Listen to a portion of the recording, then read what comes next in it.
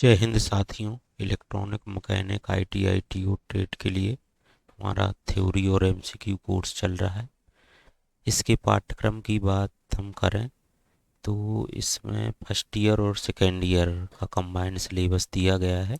अभी तक हमने इसमें हमारी जो थ्योरी क्लासेस हैं इसमें हमने बेसिक वर्कशॉप प्रैक्टिस इसके MCQ और थ्योरी कवर कराई है, प्लेलिस्ट में अवेलेबल है। AC और इलेक्ट्रिकल केबल्स की मूल बातें, इसमें भी हमने एक पार्ट इसका थ्योरी और MCQ कवर कर लिया है। इसमें वैद्युत पदार्थ और केबल्स यह वाला पॉइंट हमारा बचा है, तो इसको आज हम देखेंगे। आज हम वैद्युतिक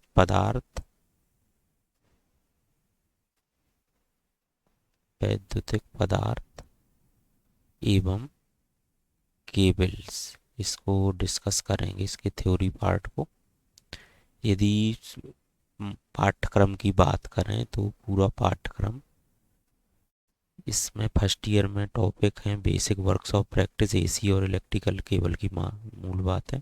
फिर इसके बाद सेल एवं बैटरी, AC एंड DC का मापन उपकरण, digital storage oscilloscope, soldering desoldering और विभिन्न स्विच, सक्रिय और निष्क्रिय घटक, पावर सप्लाई सर्किट और IC, regulator, transistor, amplifier, oscillator और wave shaping circuit, power electronic घटक, opto electronics, basic gates and combinational circuit, flip flop, electronic circuit simulator, opamp और 555 टाइमर का अनुप्रयोग, और electronic cables and connector, computer hardware, operating system, MS office and networking, basic SMD 234 terminal components, soldering and desoldering, PCB, rework protection devices and electrical control circuit, communication electronics, microcontroller 8051, sensor, transducer and application, IoT applications, fiber optic communication, digital panel meter, SMPS inverter, CUPS, solar power, renewable energy system, cell phones, LED light, LCD and LED TV। है पूरा पाठ्यक्रम है। हमारे live batch से जुड़ने के लिए आप इस नंबर पर हमको व्हाट्सएप पर संपर्क कर सकते हैं और PDF भी आपको यहाँ पर अवेलेबल हो जाएगी। तो आज का हमारा टॉपिक है वैद्युत पदार्थ एवं केबल्स।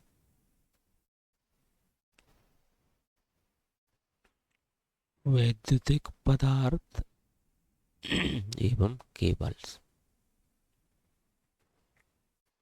तो ये विद्युत का उत्पादन एक निश्चित पावर स्टेशन से पर किया जाता है, जहाँ से इसे विभिन्न स्थानों पर ट्रांसमिशन किया जाता है। इसके लिए वैद्युत तार एवं केबल्स का प्रयोग किया जाता है। देखिए यहाँ पर दो बातें हैं, एक है वैद्युत तार और केबल्स।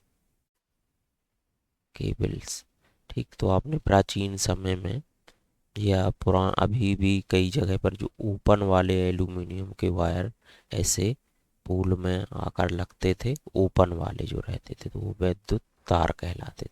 अभी आपने देखा होगा पोल में एक साथ ये इंसुलेटेड ब्लैक इंसुलेशन के साथ जो केबल लगे रहते तो वो केबल्स हैं। ये तार जो है प्राचीन समय पर यूज होते थे, ओपन वाले, प्राचीन या पुराने समय में। लेकिन अभी इनका रूप ले लिया केबल्स ने। प्राचीन काल में विद्युत ट्रांसमिशन के लिए तारों को अधिक उपयोग किया जाता था, परंतु आधुनिक समय में लंबी दूरी तक विद्युत वितरण के लिए तारों के संयोजन से निर्मित केबल्स का प्रयोग किया जाता है। सबसे पहले हम यहाँ पर कुछ और वैद्युत जो पदार्थ हैं इसके अंतर्गत हम, जैसे चालक क्या होता है, अचालक या कुचालक और अर्धचालक, इनके बारे में थोड़ा सा डिस्कस कर लेते हैं। इनसे भी प्रश्न बन जाता है क्योंकि बेसिक पार्ट है। सबसे पहले बात करते हैं चालक की। तो चालक में क्या होते हैं, मुक्त इलेक्ट्रॉन। कोई भी पदार्थ जिसमें मुक्त इलेक्ट्रॉन होते हैं उनमें धारा का प्रवाह हो जाता है या वो चालक कहलाते हैं। जैसे सभी धातुएं हुई, चांदी, तांबा, सोना, एल्यूमिनियम ये सभी चालक पदार्थ हैं। ठीक, इनके गुण भी होते हैं अच्छे। चालक पदार्थ सस्ते और सरलता से उपलब्ध होने चाहिए। ठीक, चालक तन डक्टाइल होने चाहिए। ठीक है, तो उनको यानी डक्टाइल तन को पतले उसमें कन्वर्ट किया जा सके।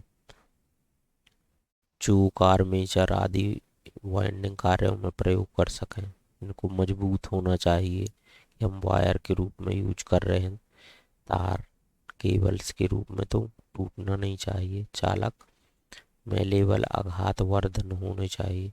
उसकी चादरें और पत्तियां बनाई जा सके। चालक ऐसा होना चाहिए उसको जोड़ों की सोल्डिंग आसानी से की जा सके। चालक का विशिष्ट प्रतिरोध कम व चालकता अधिक होनी चाहिए। याद रखिएगा, चालक का जो विशिष्ट प्रतिरोध है वह हमेशा कम होना चाहिए और चालकता अधिक होनी चाहिए।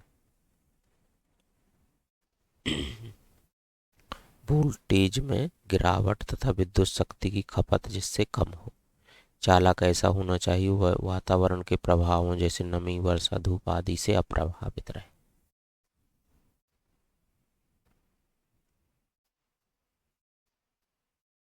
फिर चालकों का वर्गीकरण यदि बात की जाए तो इसमें सी चालक भी होते हैं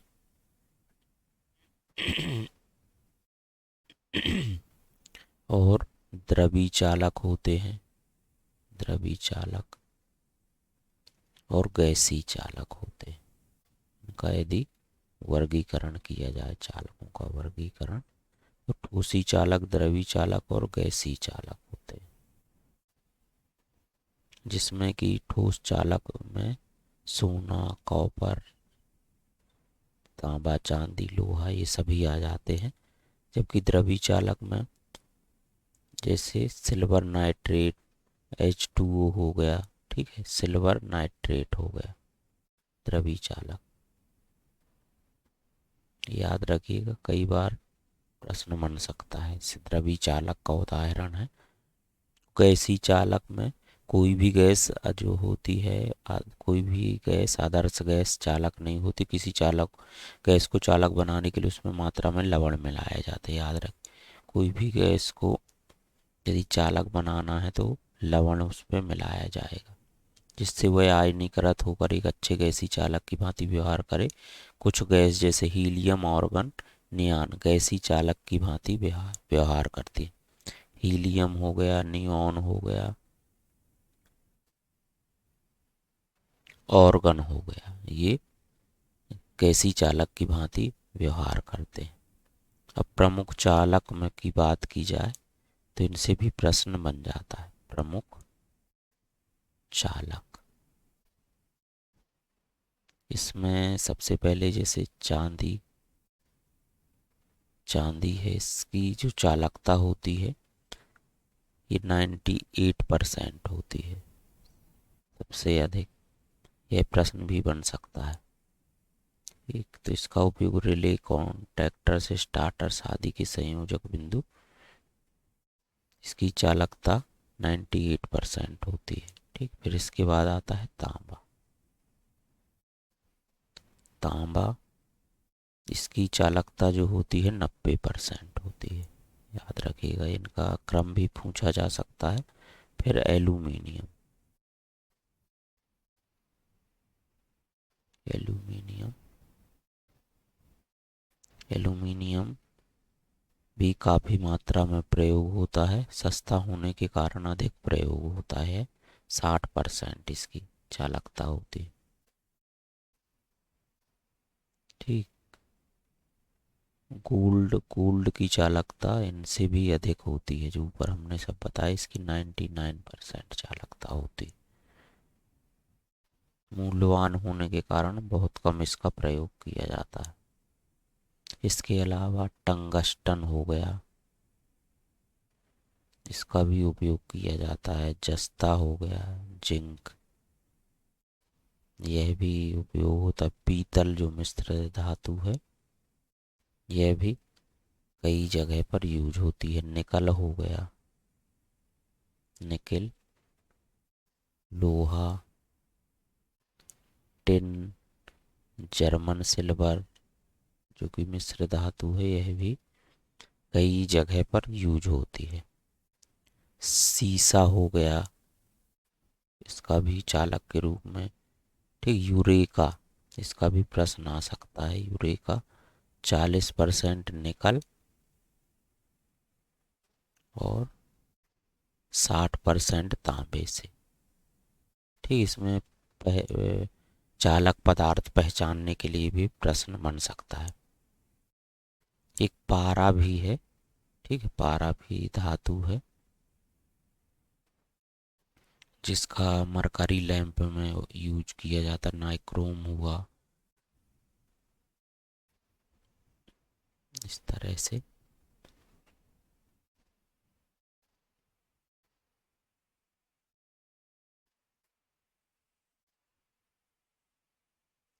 बात करते हैं अचालक पदार्थ की।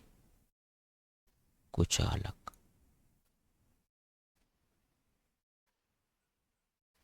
कुचालक पदार्थ जिन पदार्थों में मुक्त इलेक्ट्रॉन की संख्या शून्य होती है, नगण्य होती है। ठीक है, इनमें मुक्त इलेक्ट्रॉन हमको नहीं मिलेगी। मुक्त इलेक्ट्रॉन की संख्या नगण्य होगी, वही अचालक पदार्थ। अभ्रक हुआ, कांच हुआ, इसके उदाहरण है। लकड़ी, अभ्रक, कांच, लकड़ी, ये सभी इसके उदाहरण हैं। ठीक, शुष्क हवा, पीवीसी। अब इनके यदि गुणों की बात किया जाए तो अचालक डाई इलेक्ट्रिक स्ट्रेंथ का मान उच्च होना चाहिए, जिससे कि उसका उपयोग उच्च वोल्टेज पर कार्य करने वाली वैद्युत सामग्री एवं उपकरणों के निर्माण में किया जा सके। अचालक का विशिष्ट प्रतिरोध 10⁻12 ओम सेंटीमीटर से उच्च होना चाहिए, याद रखिएगा। अचालक का जो विशिष्ट प्रतिरोध है 10⁻12 ओम सेंटीमीटर से उच्च होना चाहिए, जिससे कि उसे सुरक्षित रूप से प्रयोग किया जा सके। अचालक पदार्थ ऊष्मा को विकृत कर सकने योग्य होने चाहिए, जिससे कि पदार्थ कार्य करते समय तापमान बढ़ने पर उसकी अचालकता समाप्त ना हो सके। अचालक या कुचालक सस्ता एवं सुलभ होना चाहिए, जिससे कि सामान्य वैद्युत कार्यों के लिए उपयोग किया जा सके। यह सुदृढ़ एवं मजबूत होना चाहिए। ये नमी और जल से अप्रभावित होना चाहिए, जिससे कि नम एवं बरसाती मौसम में उसकी अचालकता कम ना हो। अचालकता या अचालक पदार्थ में किसी भी प्रकार में ढलने अर्थात तन्यता का गुण विद्यमान होना चाहिए, जिससे कि उसे विभिन्न प्रकार की वैद्युत युक्तियों के निर्माण में प्रयोग किया जा सके। अब इसमें भी इनका यदि वर्गीकरण किया जाए अचालक पदार्थों का या कुचालक का, तो ठोस अचालक, ठीक, ठोस अचालक, द्रव अचालक और गैसीय अचालक। या कुचालक, इनको इस ठोस की बात की जाए तो कार्बन, मार्बल हुआ, कांच, लकड़ी, ये सब इसके उदाहरण। द्रव की बात करें तो द्रवीय चालक में जैसे खनिज तेल हैं बहुत सारे, रेजिन, माइकानाइट, पीवीसी। गैसीय चालक की बात करें तो शुष्क हवा, नाइट्रोजन, हाइड्रोजन, ये सब गैसीय चालक। शुष्क हवा भी, जो हवा है इसमें विद्युत चुम्बकीय तरंगों का संचरण होता है, जबकि जो विद्युत धारा है इसका प्रवाह नहीं हो पाता है। तो इनके अचालकों के बारे में भी प्रश्न बन सकता है कि इनका डाई इलेक्ट्रिक स्ट्रेंथ बताइए। ठीक, तो डाई इलेक्ट्रिक स्ट्रेंथ अधिक होगी इनकी। अब बात करते हैं अर्धचालक की। तो अर्धचालक वही पदार्थ होते हैं जिनमें चालक तथा अचालक दोनों के गुण भिन्न भिन्न दशाओं में रहते हैं। अर्धचालक जैसे जर्मेनियम, सिलिकॉन, इसके जनरली यूज होने वाले जो अर्धचालक हैं,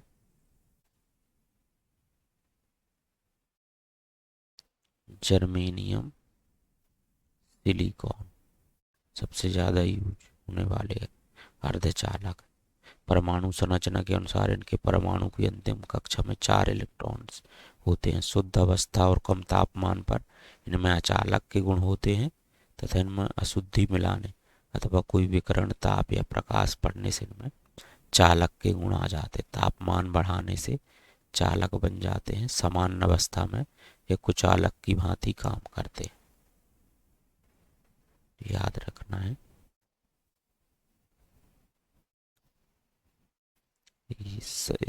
इसमें अर्धचालकों के कुछ गुणधर्म हम आपको बताते हैं कि तापमान बढ़ाने पर जो चालक होते हैं उनका प्रतिरोध या प्रतिरोधकता बढ़ती है, जबकि अर्धचालकों में ऐसा नहीं होता। अर्धचालक का तापमान बढ़ाने पर इनकी प्रतिरोधकता तेजी से घटती है, याद रखिएगा। अर्धचालकों का प्रतिरोध ताप गुणांक ऋणात्मक होता है। ये सभी अर्धचालकों की विद्युत चालकता या प्रतिरोधकता ताप पर निर्भर करती है। इसमें अशुद्धि मिला देने पर उसकी विद्युत चालकता को बहुत अधिक बढ़ाया जाता है, जबकि चालकों के लिए यह संभव नहीं है। ठीक, अब यहाँ पर आगे हम बात करेंगे वैद्युत तार की। ठीक, और वैद्युत केबल्स की। सबसे पहले हम तार की बात करते हैं। तो यह है विद्युत धारा की सतह प्रवाह के लिए मार्ग प्रस्तुत करने वाला एक वृत्तीय कटाक्ष वाला नंगा अथवा आवरण युक्त चालक तार कहलाता है।